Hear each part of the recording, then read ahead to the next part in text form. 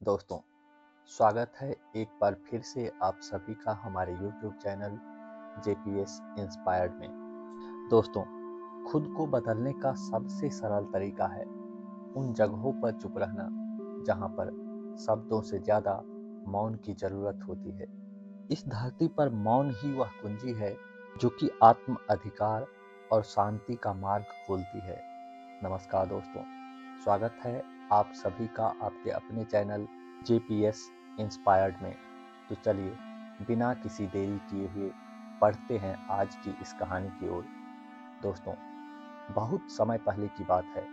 मगध राज्य के छोटे से गांव में एक युवक रहता था जिसका नाम अंशुमान था। वह बहुत ही अधीर और गुस्सैल स्वभाव का था। वह छोटी छोटी बातों पर बहस करना और हर बात का तुरंत उत्तर देना उसकी आदत बन चुकी थी। धीरे धीरे उसके इस स्वभाव के कारण लोग उससे कतराने लगे थे। अंशुमान खुद भी इस बात को महसूस करने लगा था कि उसका स्वभाव उसके जीवन में शांति और खुशियां लाने के बजाय तनाव और अकेलापन बढ़ा रहा है। लेकिन वह यह बात समझ नहीं पा रहा था कि उसे इस स्थिति से कैसे बाहर निकलना चाहिए। एक दिन उसने कहीं से सुना कि पास के जंगल में भगवान बुद्ध का प्रवचन हो रहा है। बुद्ध के बारे में उसने पहले भी बहुत कुछ चर्चाएं सुन रखी थी। उनकी करुणा, उनका ज्ञान और उनके द्वारा दी गई जीवन की शिक्षाएं सब सुनकर अंशुमान ने सोचा, शायद मुझे मेरे सवालों के जवाब वहां मिल जाए। वह भागता हुआ जल्द ही प्रवचन स्थल पर पहुंच गया। वहां पहले से ही बहुत भीड़ जमा हो रखी थी। बुद्ध अपने सरल और स्पष्ट शब्दों में जीवन की गहराइयों को समझा रहे थे। उसी समय भगवान बुद्ध ने अपनी सभा को संबोधित करते हुए कहा, यदि तुम अपने जीवन में सच्चा बदलाव लाना चाहते हो तो इन 10 जगहों पर चुप रहना सीखो। यह सुनकर अंशुमान को कुछ आशा की किरण दिखी।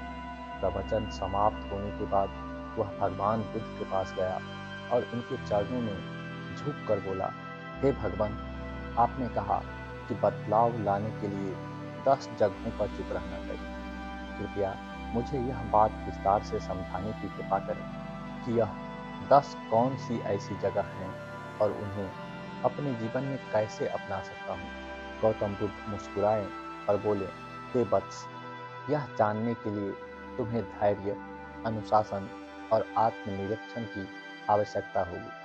अगर तुम इन शिक्षाओं को अपनाने के लिए तैयार हो तो मेरे साथ चलो। अंशुमान ने इस पर सहमति जताई और इस तरह उसकी यात्रा शुरू हुई।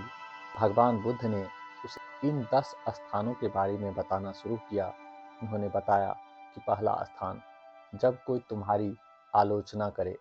बुद्ध ने अंशुमान को पहले स्थान की शिक्षा देते हुए बताया कि अंशुमान, जब कोई व्यक्ति तुम्हारी आलोचना करे तो तुम चुप रहने की कोशिश करो। आलोचना तुम्हारे लिए सीखने का अवसर है। यदि तुम उसे गुस्से में अपनी प्रतिक्रिया दोगे तो तुम कुछ भी नहीं सीख पाओगे। लेकिन अगर तुम चुप रहकर सोचोगे तो तुम समझ पाओगे कि वह आलोचना सही है या फिर गलत। बुद्ध ने उसे एक उदाहरण दिया। एक बार एक व्यक्ति ने मुझे बिना किसी कारण के अपशब्द कहने लगे। मैंने चुप रहकर उनकी सारी बातें सुनी और जब वह व्यक्ति बोलकर थक गया तो उसने मुझसे कहा, मैंने तुम्हें इतने अपशब्द कहे लेकिन तुम पर इसका कोई असर नहीं हुआ। इसका कारण क्या है? फिर मैंने उससे पूछा, अगर तुम किसी को उपहार दो और वह उसे न ले तो वह उपहार किसके पास रहेगा? उसने बोला, मेरे पास। मैंने कहा, तुम्हारे यह शब्द भी तुम्हारे पास ही रहेंगे क्योंकि मैंने उन्हें स्वीकार ही नहीं किया। अंशुमान ने इसे अपने जीवन में अपनाने का निर्णय लिया। शुरुआत में यह कठिन था, लेकिन धीरे धीरे उसने महसूस किया कि आलोचना सुनने के बाद चुप रहने से वह खुद की आत्मनिरीक्षण कर पाता है। दूसरा स्थान, जब कोई तुमसे किसी बात पर बहस करे। कुछ दिन बाद बुद्ध ने अंशुमान को दूसरे स्थान पर चुप रहने का महत्व समझाया। उन्होंने कहा कि जब कोई तुमसे बहस करे तो उस वक्त तुम बिल्कुल चुप रहने की कोशिश करो।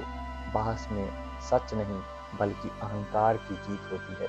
यदि तुम चुप रहोगे तो तुम स्थिति को बेहतर तरीकों से समझ सकोगे और उस पर सही निर्णय ले सकोगे। बुद्ध ने उसे एक किसान की कहानी सुनाई। उन्होंने कहा, एक बार दो किसान अपनी जमीन के छोटे से टुकड़े को लेकर झगड़ रहे थे। दोनों का मानना था कि वह जमीन उनकी है। जब मैंने उनसे पूछा कि क्या उन्होंने जमीन अपने साथ लाई थी जब वे जन्मे थे, या क्या वे इसे अपने साथ ले जा पाएंगे जब वे मरेंगे, तो वे दोनों भाई चुप हो गए।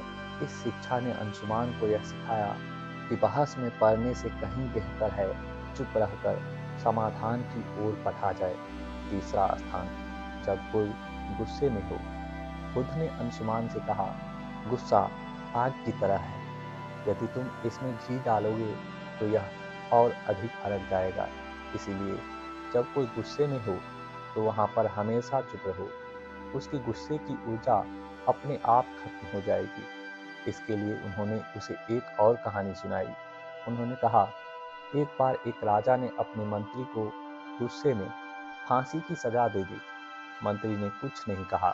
अगले ही दिन राजा को खुद पर पछतावा हुआ और उसने मंत्री को माफ कर दिया। अगर मंत्री उस समय राजा से बहस किया होता तो शायद उसकी जान चली जाती।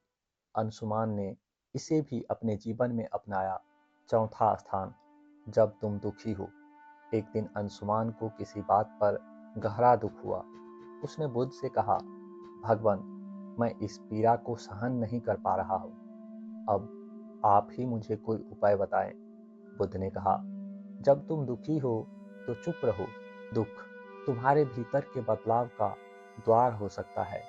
चुप्पी में तुम्हें अपने प्रश्नों के उत्तर मिल सकते हैं। बुद्ध ने उसे यह भी बताया कि दुख तुम्हें मजबूत बनाता है, बशर्ते तुम उसे समझने की कोशिश करो। पांचवा स्थान, जब कोई तुम्हें किसी बात को बढ़ा चढ़ाकर उकसाने की कोशिश करे। बुद्ध ने अंशुमान से कहा, जब कोई तुम्हें जानबूझकर उकसाए तो वहां पर चुप रहना ही सबसे बड़ा उत्तर है। यह तुम्हारी शक्ति और धैर्य को दर्शाता है। उन्होंने उसे एक साधु की कहानी सुनाई। एक बार एक साधु को उस गांव के लोग बहुत परेशान करते थे, लेकिन वह साधु हमेशा शांत रहता था। धीरे धीरे गांव वालों को जब यह महसूस हुआ कि इन सब बातों को उन पर कोई असर नहीं हो रहा, तो उन लोगों ने उसे तंग करना छोड़ दिया। उनकी चुप्पी ने उन गांव वालों को बदल दिया। छठा स्थान, जब तुम्हें किसी दूसरों की मदद न करनी हो। बुद्ध ने समझाया, हर जगह मदद करने की जरूरत नहीं होती। जब कोई तुम्हारी राय न मांगे तो वहां पर तुम्हें चुप रहना ही तुम्हारे लिए बेहतर है। यह शिक्षा अंशुमान के लिए बहुत उपयोगी साबित हुई। सातवां स्थान, जब तुम्हें अपने ज्ञान पर घमंड हो। बुद्ध ने कहा, ज्ञान विनम्रता का आभूषण है।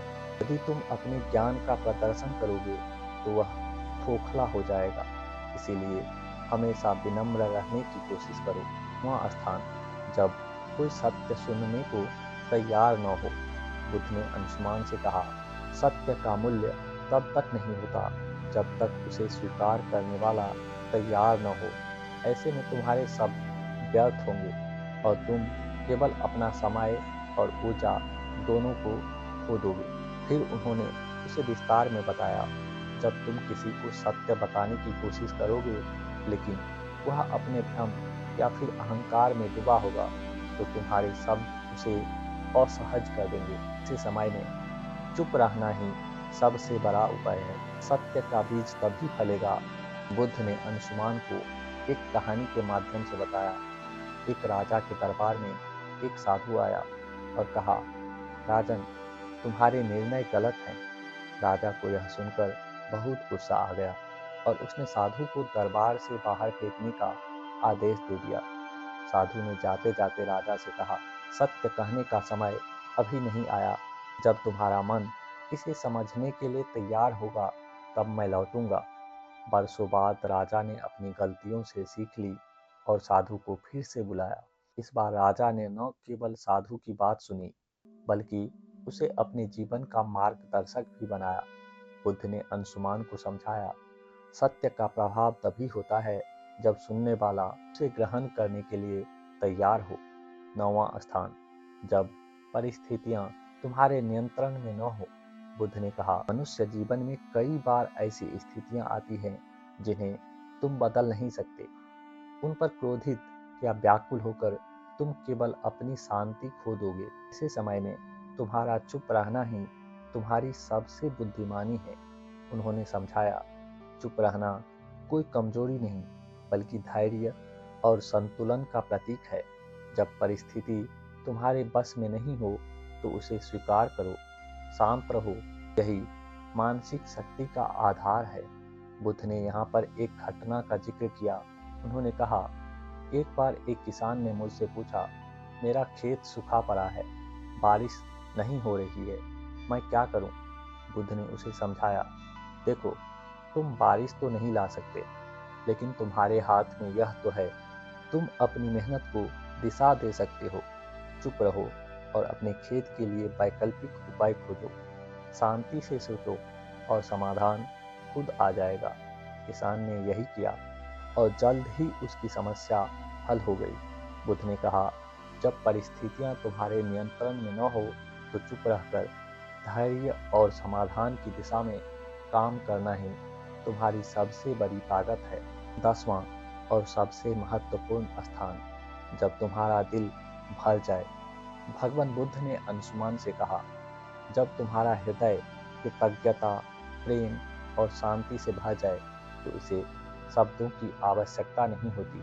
ऐसी स्थिति में चुप्पी स्वयं एक भाषा बन जाती है। यह तुम्हारे भीतर की सबसे बड़ी खुशी है। उन्होंने इसे और स्पष्ट करते हुए कहा, कृतज्ञता का सबसे शुद्ध रूप मौन में प्रकट होता है। जब तुम अपने जीवन में आनंदित महसूस करोगे तो इसे बाहरी अभिव्यक्ति की आवश्यकता नहीं होती। यह चुप्पी तुम्हारी आत्मा की खुशी का प्रतीक होती है। अंत में भगवान बुद्ध ने अंशुमान को समझाया कि बस यदि तुम इस 10 स्थानों पर शांत रहना सीख जाओगे तो फिर दुनिया की कोई भी ताकत तुम्हें कभी हरा नहीं सकती। तो दोस्तों, कैसी लगी आप सभी को गौतम बुद्ध की यह 10 विचार?